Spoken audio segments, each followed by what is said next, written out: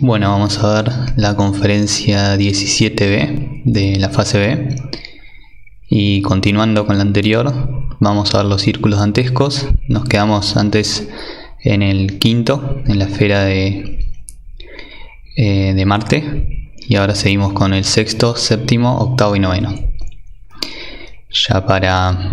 En el noveno se termina la involución en las infradimensiones de la Tierra y se queda libre, digamos, la esencia para hacer nuevamente otra vuelta por la rueda del samsara, pasando por los reinos mineral, vegetal, animal y humano nuevamente. Pero bueno, vamos a ir viendo ahora círculo por círculo. El sexto. Esta es la esfera de Júpiter y se duplicó la cantidad de leyes con respecto a la anterior. Entonces ahora ya son 3072 leyes.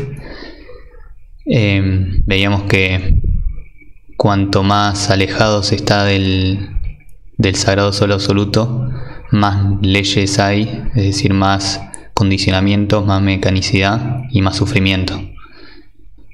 El sagrado sol absoluto es una sola ley. Bueno, entonces ya ahí con 3072 leyes el tiempo se hace mucho más lento, espantosamente lento, y todo mucho más sufrido, con mucho dolor. Bueno, vemos que Júpiter es el dadivoso, el generoso del sistema solar. Por ejemplo, lo vemos a Júpiter en el sistema solar externo, digamos, que nos está salvando de muchos problemas con su generosidad. Atrae, y su masa atrae a muchos meteoritos que andan dando vueltas por ahí en el sistema solar, librándonos de muchos problemas. Así es de dadivoso, de generoso externamente. Internamente lo tenemos acá en la glándula pituitaria. Está relacionado con nuestra justicia interior y bueno, nos lleva para abajo, es el que conduce la energía hasta nuestras glándulas sexuales para que podamos utilizarlas durante el día. Ahora, eso en su... Júpiter es el padre de los dioses, sería Zeus en la mitología griega, pero vamos a ver a Júpiter en su aspecto negativo, y ese es digamos, lo que nos interesa ver ahora en esta conferencia, en este círculo dantesco, porque en su aspecto negativo es el egoísmo, y todos, ya que tenemos ego, somos egoístas. Es lo que queremos a nuestro propio ego, a nuestros propios yoes, y lo que los idolatramos también. Entonces vamos a ver que acá se encuentra todos los usureros, la avaricia también, los que acaparan bienes,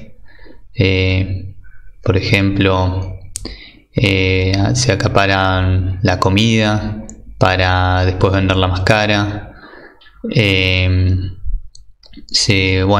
montón de recursos, se va y se acapara ciertos recursos naturales como el agua y después venderlo en botellitas.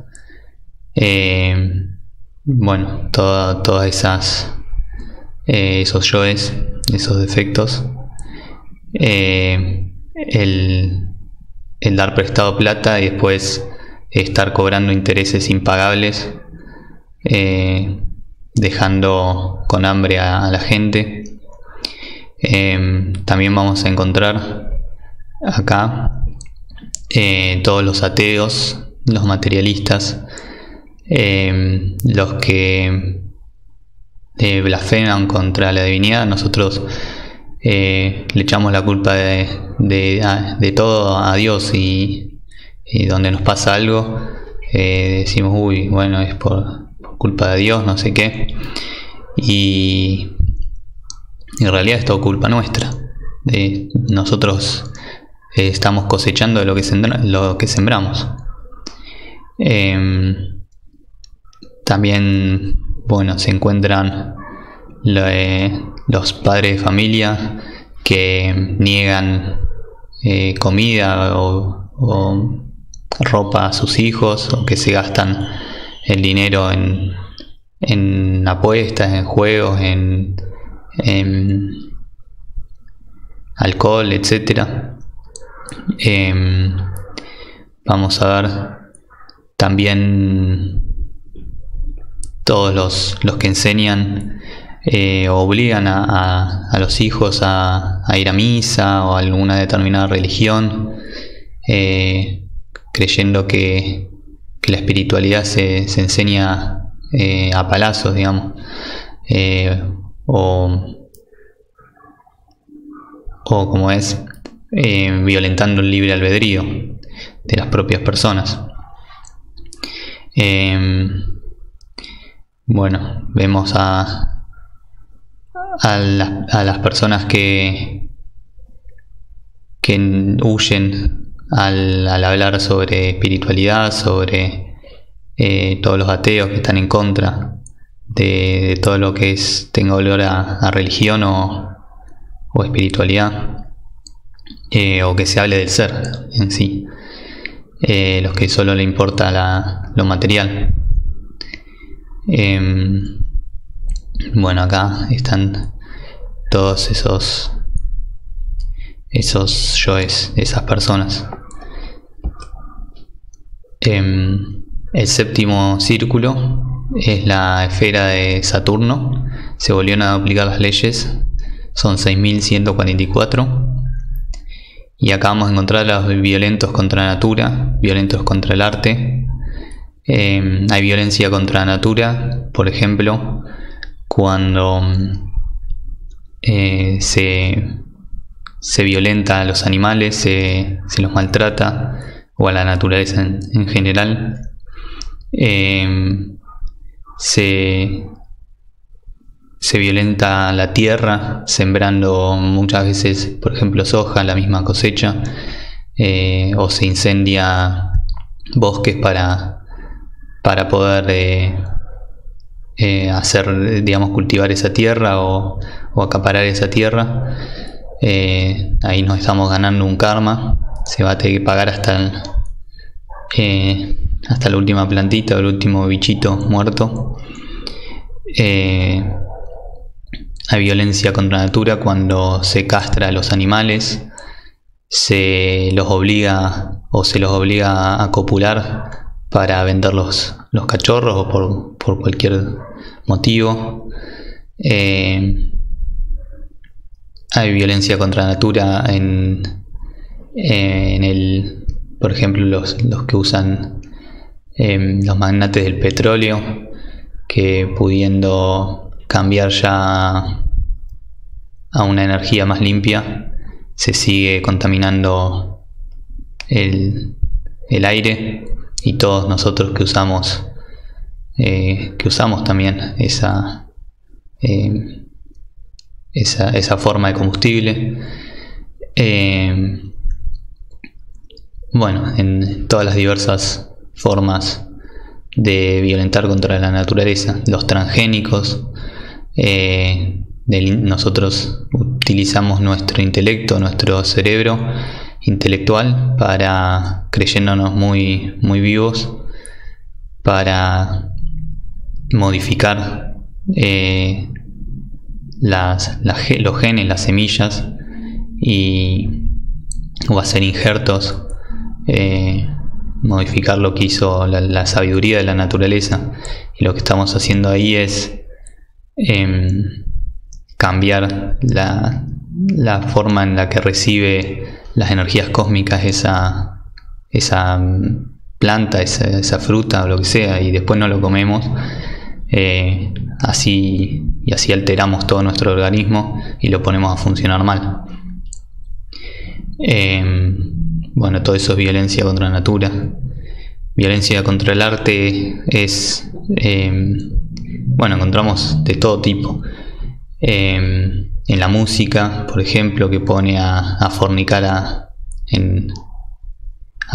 toda la gente, en un cantante o en actores, actrices, películas, pornografía, etcétera. Cualquier tipo de música, escuchamos un reggaetón, escuchamos una música lujuriosa, romántica, lo que sea, y ya empezamos a fornicar por todos los centros.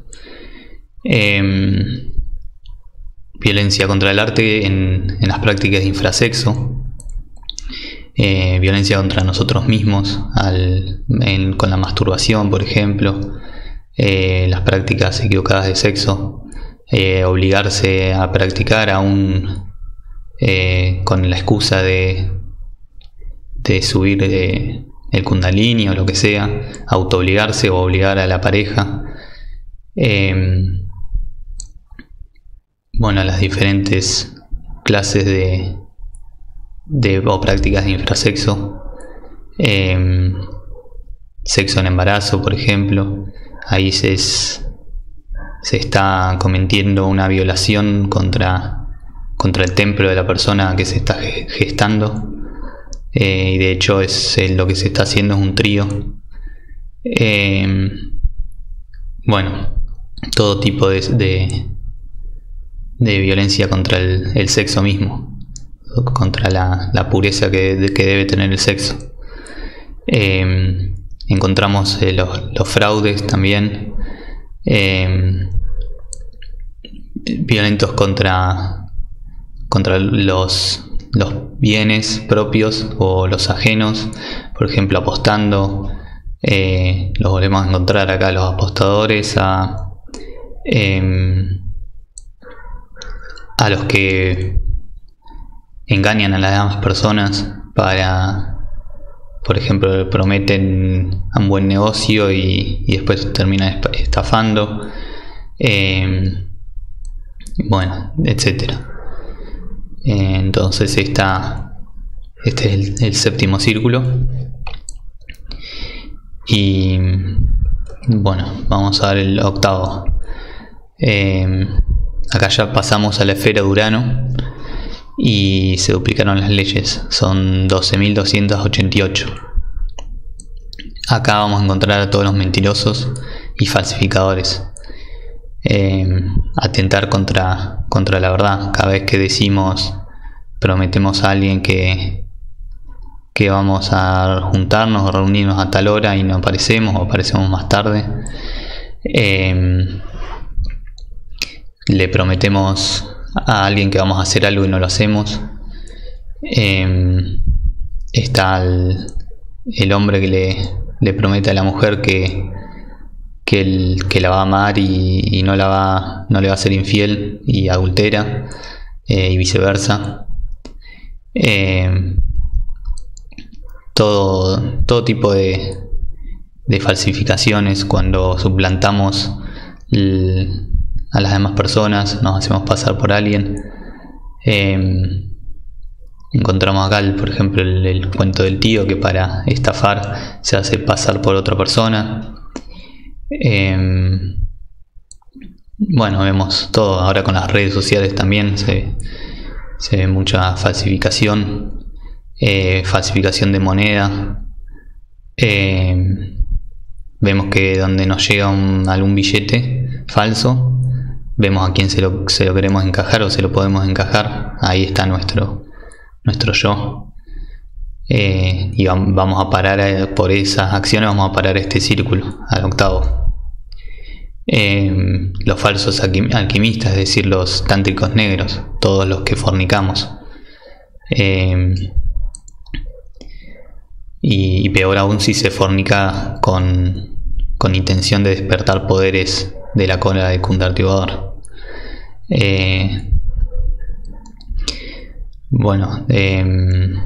Falsos profetas, los que fundan escuelas pseudoesotéricas, por ejemplo, para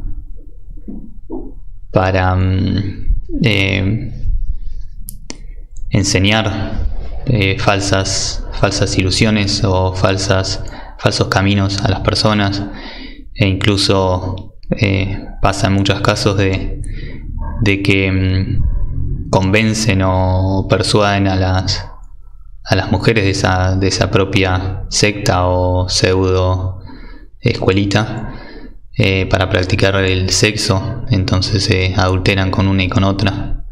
Está el adulterio, hasta prácticas de incesto. Los que siempre van de grupo en grupo, de lugar en lugar, sembrando la discordia, criticando, etcétera. Cada promesa incumplida. Vemos cuando uno le promete por ejemplo a un nene chiquito que le va a comprar algo para que deje de hacer berrinche o de llorar, y después nunca se lo compra, etcétera. Todos van a parar al octavo círculo. Y el noveno círculo es la esfera de Neptuno. Se duplicaron las leyes, son 24.576, y vamos a encontrar acá todos los traidores, nuestros 3 traidores de nuestra psicología, que son, acá el Dante lo mostraba como que en esta esfera estaba el diablo, y tenía 3 bocas, 3 fauces, y en cada una de las bocas había uno de los 3 traidores. Estaba Judas, Pilatos y Caifás. Lo llamaba con otro nombre, pero es lo mismo, y hace alusión a nuestros propios traidores. Nuestro demonio del deseo, Judas; Pilatos, nuestro demonio de la mente, que siempre justifica; y Caifás, el de la mala voluntad.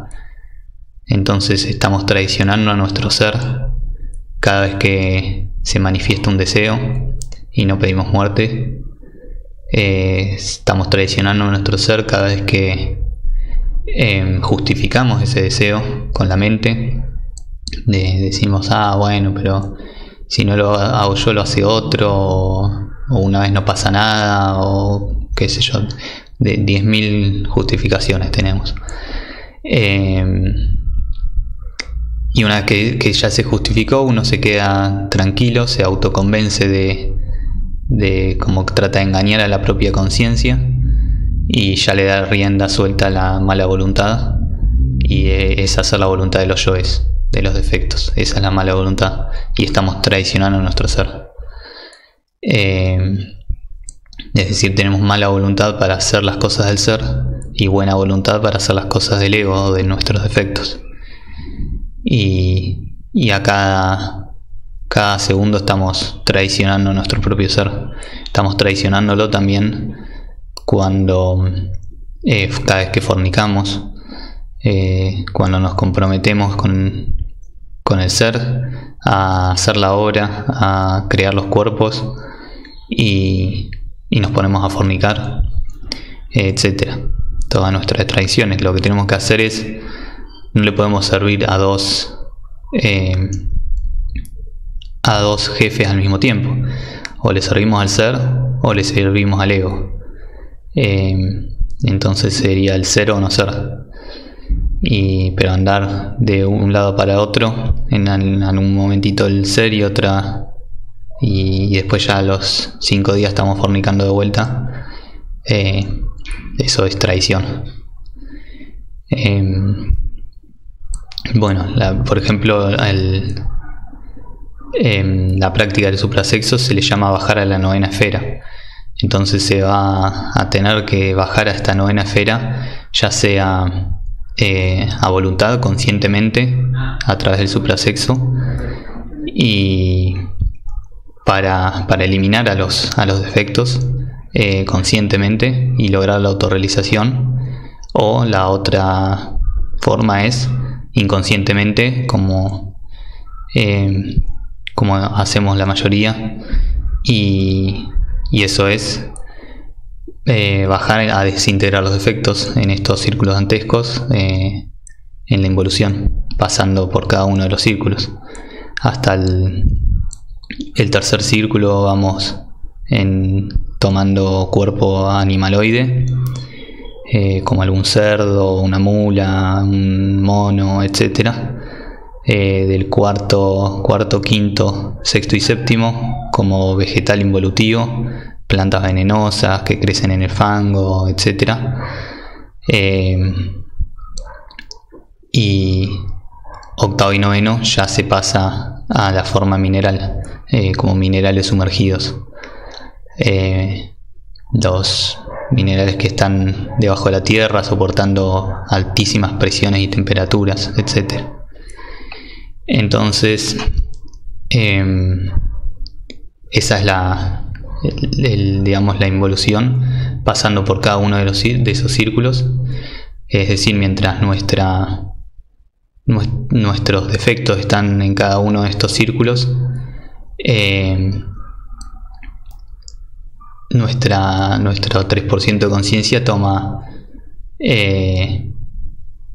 cuerpo de algún animaloide, vegetaloide o mineraloide, y tiene que estar bajando a los círculos dantescos, porque no puede abandonar al alma, a la esencia, al resto al 97% de esencia atrapada. Y es acá en cada uno de los círculos donde esos defectos se van desintegrando involuntariamente y con mucho sufrimiento, para liberar ese 97% de conciencia, pero sin sabiduría. Como no se hizo voluntariamente, lo hace mecánicamente la naturaleza, se libera, se queda inocente, sin sabiduría, y se llega al terminar el noveno círculo, se llega a la muerte, a lo que es la muerte segunda, donde queda el 3% libre y consciente, como siempre, y el 97% libre pero inocente. Y ya se tiene un boleto para poder comenzar nuevamente en el reino mineral, feliz, inocente, pero a crear nuevamente el material para la autorrealización, que son los defectos, como veíamos en la conferencia 8. Entonces se va a pasar por el reino mineral, se van a crear algunos defectos, el vegetal van a crear más defectos, el animal se crean bastante más defectos, y vuelta al humano con muchísimos ya defectos, se puede sacar la sabiduría de cada uno de esos defectos, y ese es el alma. El alma es el 97% de conciencia que tenemos atrapada en nuestros defectos, y para fabricar ese alma hay que liberar esa conciencia y cristalizar esa energía en los cuerpos superiores del ser. Entonces, por eso se dice que en la muerte segunda perdemos el alma. Si nosotros en las 108 vidas que tenemos como humanos no nos autorrealizamos, bajamos en las infradimensiones, a estos círculos dantescos, y vamos desintegrando todos los yoes, todos los defectos, y vamos perdiendo. Ahí estaba la materia prima para sacar la sabiduría. Entonces vamos a perder el alma, y bueno, con la muerte segunda ya se perdió el alma, y se va a tener que fabricar otro alma en una nueva vuelta al samsara, y hasta llegar al reino humano y ver si nos autorrealizamos, y así.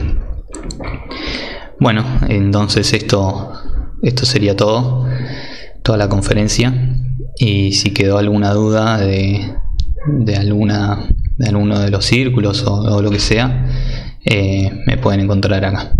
Gracias.